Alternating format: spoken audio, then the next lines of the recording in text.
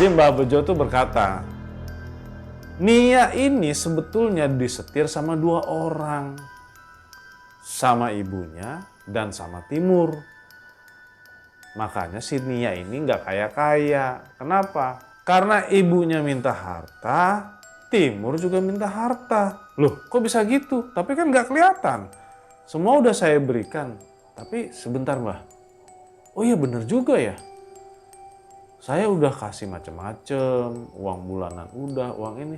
Tapi kok sepertinya habis nggak tahu lari kemana gitu. Maksudnya ya nambah apa kayak anting-anting atau perhiasan atau apa gitu kan. Kalau perempuan kan suka.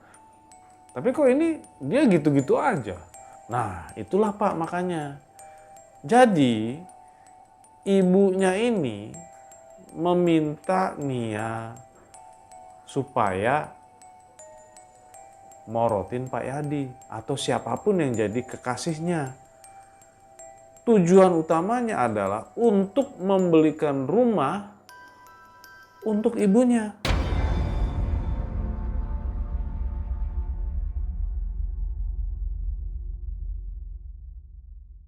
Halo teman kakak, kembali lagi bersama saya Ian. Hari ini kembali saya akan membawakan kisah horor dan mistis yang sudah teman kakak tunggu-tunggu. Kisah yang akan saya bawakan kali ini adalah yang berlangsung pada tahun 2018 dan berlangsung selama 2 tahun. Oke. Kisah ini dikirimkan oleh Yadi dan berasal dari daerah Jawa Barat. Tapi sebelum saya membawakan kisahnya, kita lihat dulu yang satu ini.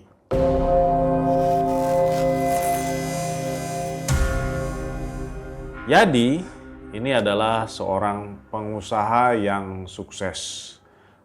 Dia itu mempunyai usaha macam-macam ya.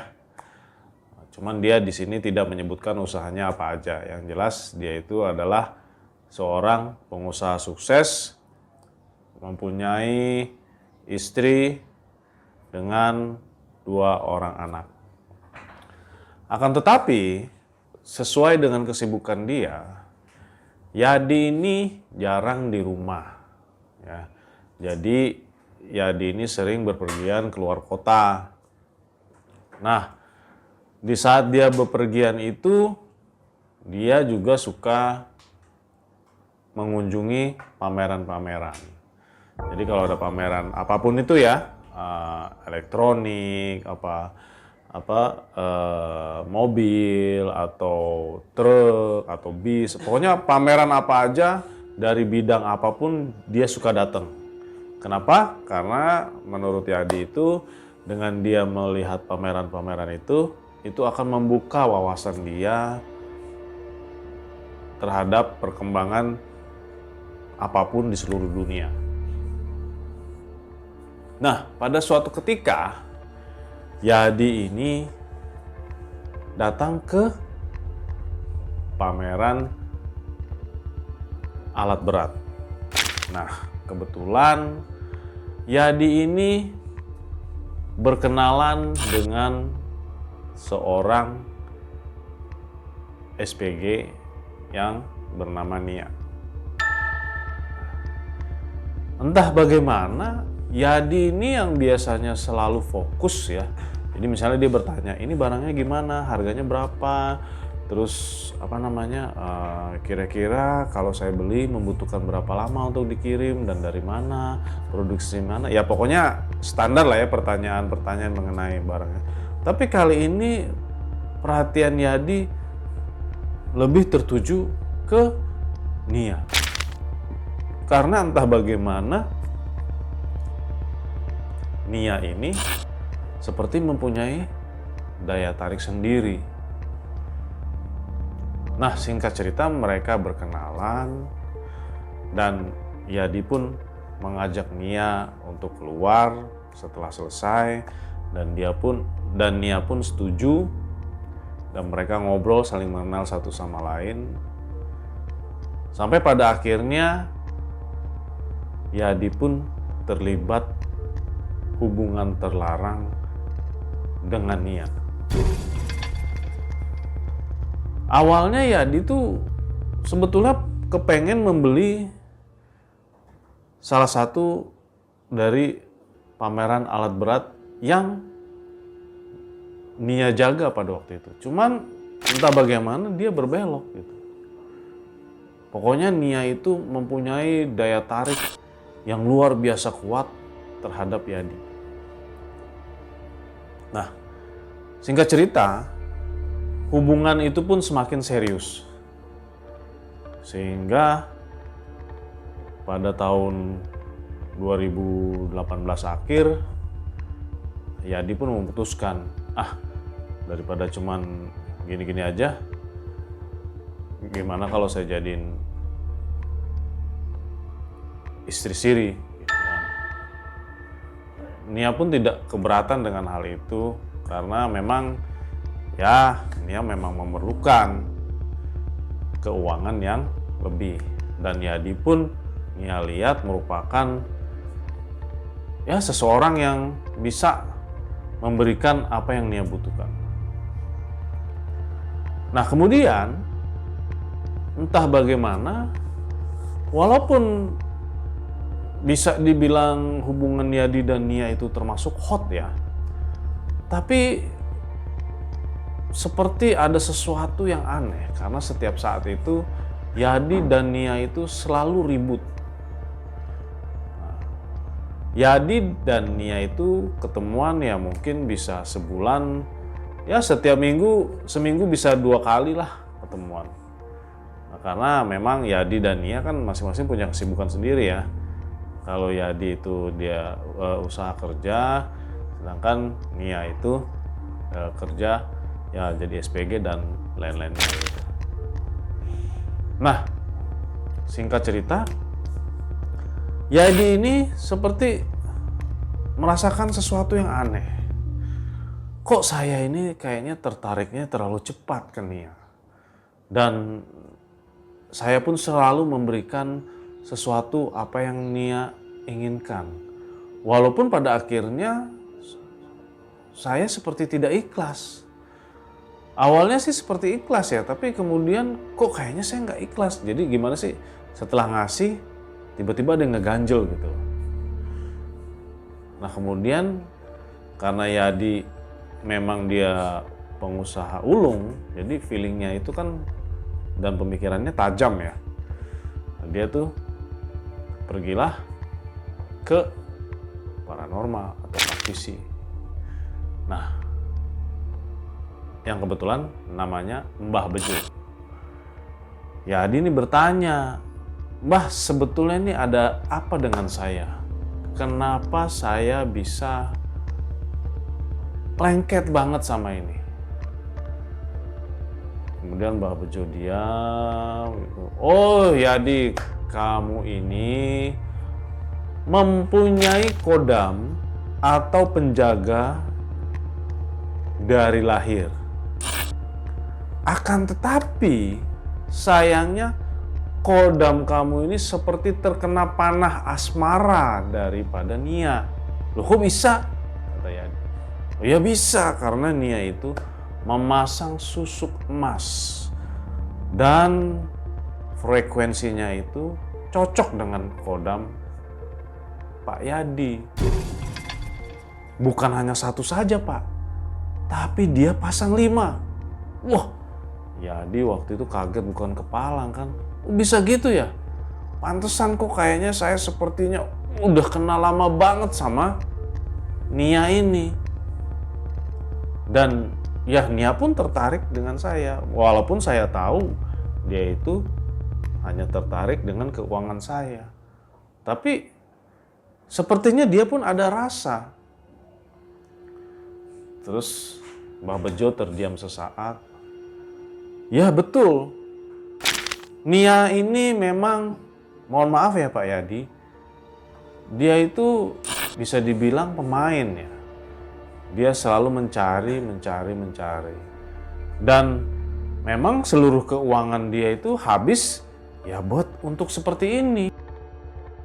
Sekarang contohnya nih Pak Yadi ya, mohon maaf nih, Untuk pasang satu susuk emas saja kurang lebih itu 2 juta. Jadi kalau 5, Pak Yadi bisa hitung kan berapa? Wah, berarti sekitar 10 juta dong, Mbah Bejo. Iya, betul. Nah, itu belum ritual-ritual dan belum untuk menambah energi dan lain sebagainya. Oh, begitu. Ya. Nah, setelah mereka berbincang, bagaimana, Pak Yadi akhirnya memutuskan sementara untuk membiarkan dulu sambil Mbah Bejo bantu untuk menetralkan. Nah, kemudian Mbah Bejo bilang nih, Pak Yadi begini, saya akan menetralkan dari jarak jauh. Nah, nanti frekuensi daripada susuk ini akan saya ubah. Jadi ketika Pak Yadi dekat dengan Nia, mudah-mudahan Pak Yadi bisa tertamengi atau bahkan mudah-mudahan susuk dari Nia itu keluar. Emang bisa gitu? Bisa. Makanya ini saya coba bantu. Jadi nanti Pak Yadi kalau ketemu nggak usah bertingkah aneh, seperti biasa saja. Terus bagaimana reaksinya dan apa yang terjadi, tolong kasih tahu saya, kata Mbah Bejo. Nah, kemudian Pak Yadi pamit dan menjalani kehidupan seperti biasa. Ketika Pak Yadi bertemu lagi sama Nia di sebuah kafe, jadi ya ibarat kata melepas rindu lah gitu kan, karena Pak Yadi juga baru datang, Nia juga baru selesai dari kerjaannya. Keanehan pun terjadi.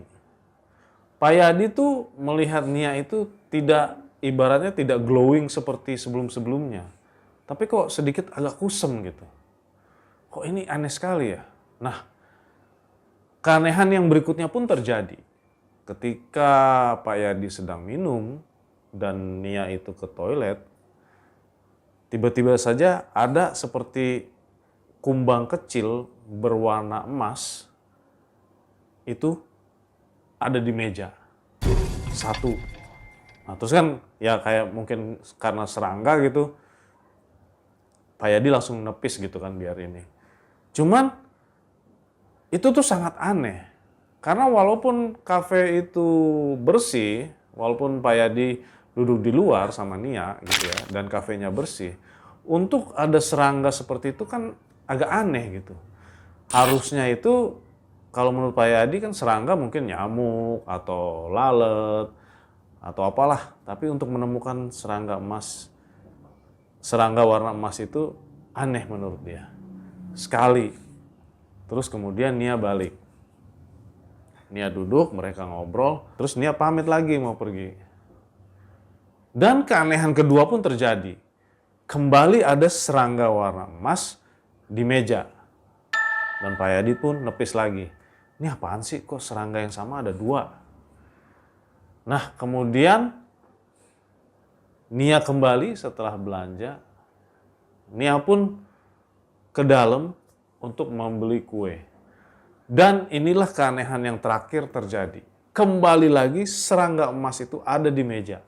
Dan anehnya itu terjadi setelah Nia pergi. Nah, Pak Yadi kembali menepisnya. Kemudian, singkat cerita, mereka sudah selesai pertemuan malam itu dan kembali ke tempat masing-masing. Besoknya, Pak Yadi langsung mendatangi Mbah Bejo. Mbah, ini kenapa? Kok kemarin waktu saya ketemu, saya ada serangga 3 warna emas. Oh, itulah isian daripada susuk emas itu keluar. Tapi kok cuma 3, Mbah? Katanya 5. Lah ya 3 itu yang ada di muka. Jadi karena langsung tatap muka, dia keluar. Ya mungkin yang 2 lainnya ada di bagian tertentu yang tertutup. Jadi tidak bisa keluar. Oh begitu ya. Nah, terus apa yang Pak Yadi rasakan? Iya Mbah, saya lihat kok mukanya agak kusam ya. Padahal tadinya glowing banget dan sangat menarik. Begitu saya lihat, wah saya maunya nyosor aja gitu. Ah ya itu, sekarang karena frekuensinya sudah diubah, jadi Pak Yadi bisa melihat Nia yang sebenarnya. Apalagi ketika frekuensi itu sudah tidak cocok, bergesekan, bertabrakan, akhirnya keluarlah isian daripada susuk itu. Nah kemudian keanehan kembali terjadi. Nia dan Pak Yadi itu makin ribut dan makin ribut. Nah suatu saat pernah ini Nia tuh kecoplosan. Aku mau ketemu Ibu Diah aja deh. Ibu Diah siapa?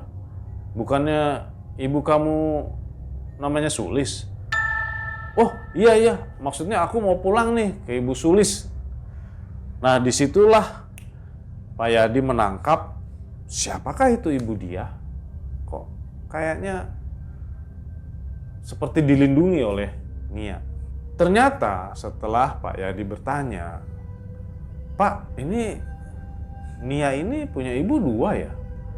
Kok satu namanya Ibu Diah, satu Sulis? Mana yang benar nih? Oh bukan, Ibu Diah itu adalah praktisi dia yang masangin susuk itu. Karena mungkin Nia merasakan bahwa semua keinginannya sekarang itu tidak terpenuhi. Oh begitu Mbah? Iya. Jadi karena sudah mulai kalah, akhirnya dia pun berkata yang sejujurnya secara tidak sengaja.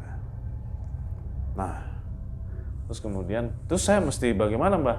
Ya nggak apa-apa, jalanin aja seperti biasa. Nanti Bapak akan merasakan, kalau Bapak sudah merasakan, tolong beritahu saya. Nah, kehidupan pun kembali terjadi ya, berlangsung lagi.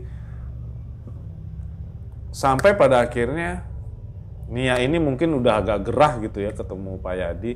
Dia pun membawa temannya yang bernama Timur. Jadi kalau pergi diajak tuh. Terus kan Pak Yadi protes ya. Kamu ngapain sih bawa temen? Kan kita biasa jalan berdua. Emang kenapa sih bawa temen? Ya kan biar aku nggak boring kalau misalnya kamu nyetir atau gimana. Aku bisa ngobrol sama dia. Ya, tapi kan ganggu gitu. Kembali Pak Yadi curiga. Dia bertanya lagi kepada Mbah Bejo. Mbah Bejo, ini sebetulnya kenapa sih dengan Nia? Kemarin-kemarin jalan kita biasa-biasa aja, jalan berdua kemana-mana. Oh, ini teman wanita ya? Iya Mbah. Teman wanitanya ini, dia itu ternyata yang selama ini dibiayai sama Nia untuk mencarikan praktisi-praktisi untuk menguatkan isian daripada Nia. Oh gitu Mbah? Iya. Nah malah mereka bisa dibilang, ya maaf ini, mungkin seperti orang pacaran. Loh kok gitu Mbah? Iya, karena si Nia ini seperti punya hutang budi sama Timur. Makanya Timur itu seperti bisa nyetir Nia. Apa yang dia mau, Nia turutin. Dan Nia pun selalu minta tolong kepada Timur. Ya, maaf nih Pak, kalau saya salah mohon maaf ya. Mungkin sepertinya Nia ada hubungan khusus dengan Timur. Maksudnya, Mbah? Ya pokoknya seperti itulah. Nah kan si Yadi makin bingung ya dibilang kayak begitu. Ini Mbah Bejo muter-muter nggak jelas jawabannya. Penuh teka-teki, suruh dilihat lah, suruh ini lah, suruh ini lah. Gimana sih gitu. Nah, Waktu pun berjalan terus dan hubungan yang tadinya sudah erat semakin lama pun semakin renggang. Karena ya itu tadi, apapun yang Nia lakukan mental lagi. Tapi semakin Nia kuat menghantam, dia malah semakin tertarik ke Pak Yadi. Nah, singkat cerita, akhirnya Pak Yadi pun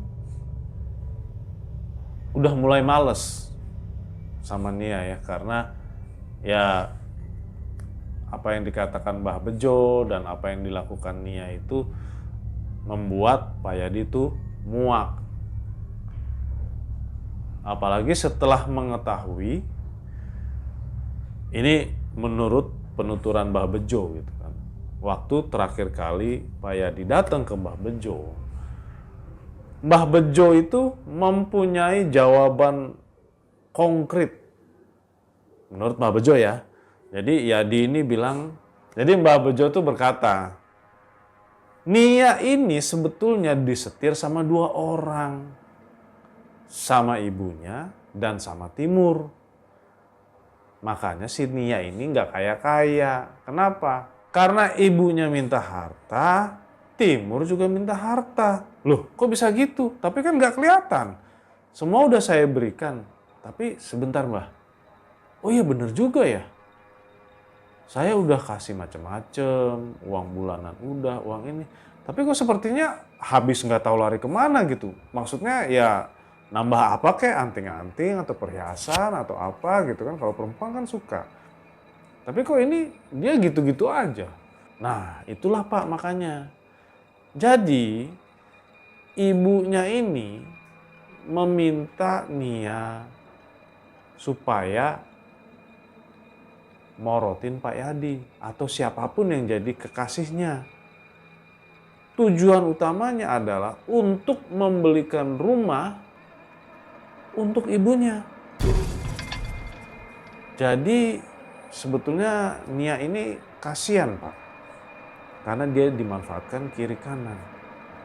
Dia dimanfaatkan oleh ibunya yang setiap kali meminta uang dan selalu mengingatkan Nia ini untuk membelikan rumah buat ibunya dan untuk membagi-bagikan uangnya dia kepada saudara-saudaranya. Walaupun saudara-saudaranya itu bukan saudara kandung.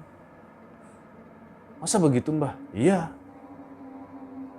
Karena Nia ini sebetulnya hatinya tuh lembut.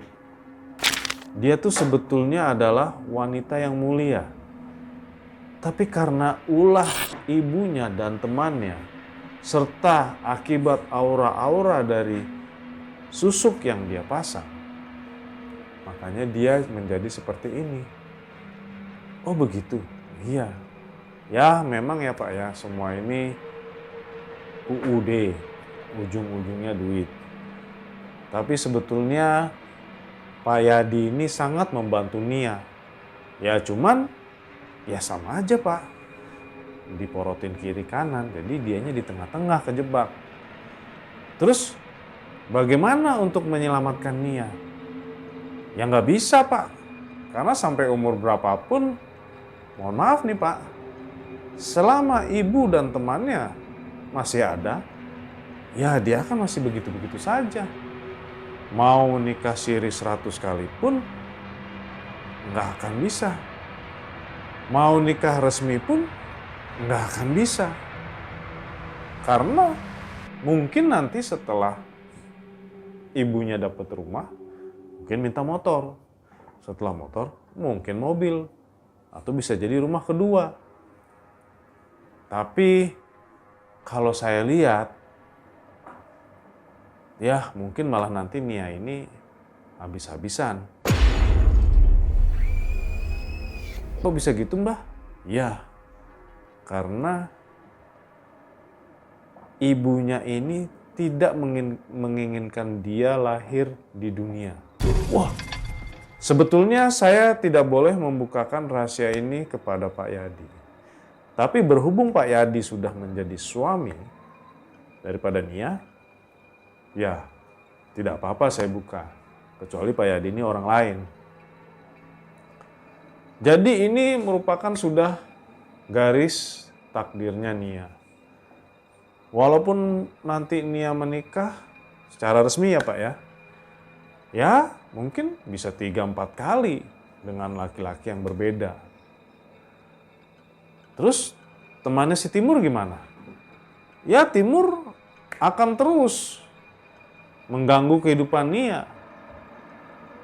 Karena dia memerlukan harta. Dan Timur ini sudah tidak punya suami kan Pak? Iya betul. Ya itu. Kecuali nanti Timur sudah menikah lagi. Itu akan beda ceritanya. Mendengar cerita dari Mbah Bejo, Yadi kan jadi semakin bingung ya. Kemudian Yadi pun bertanya, jadi sebaiknya bagaimana Mbah? Sebaiknya adalah Pak Yadi ini segera memutuskan hubungan dengan Nia. Betapapun beratnya, betapapun susahnya. Caranya bagaimana?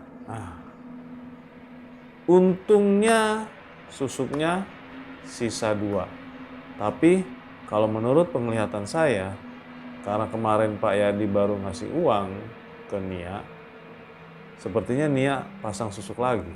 Terus kemudian akhirnya Yadi berusaha dengan keras untuk melupakan Nia.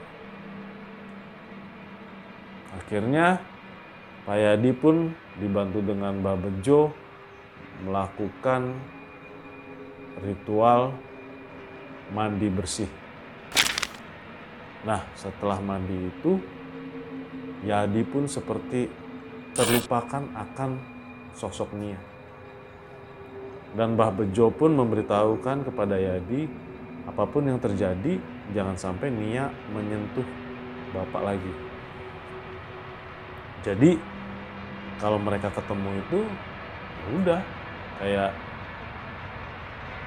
kucing sama anjing aja gitu, jauh-jauhan. Walaupun mereka pergi misalnya malam mingguan atau apa. Jadi setiap Nia berusaha megang tangannya Pak Yadi bilang, jangan di sini, nggak enak dilihat orang. Sepertinya Nia pun curiga dengan tingkah Pak Yadi. Dan pelan-pelan pun Nia ini berusaha menjauhi Pak Yadi. Dan akhirnya mereka pun secara tidak langsung berpisah. Dan makin kesini, terakhir Pak Yadi itu mendengar cerita bahwa Nia ini sekarang bekerja di sektor keuangan. Ya tingkah lakunya semakin liar saja karena sudah tidak ada yang berusaha ngerem atau memberikan nafkah lagi. Jadi ya mau nggak mau kan Nia harus mencari kan, mencari. Ya itulah barusan kisah yang dikirimkan dari Pak Yadi. Nah, Yadi ini mengirimkan pesan kepada kita semua, khususnya teman kakak, janganlah terlalu mengejar duniawi. Uang itu bisa dicari dengan cara sendiri. Tidak harus memaksakan diri untuk berbuat yang tidak baik. Itulah barusan videonya. Terima kasih sudah menonton.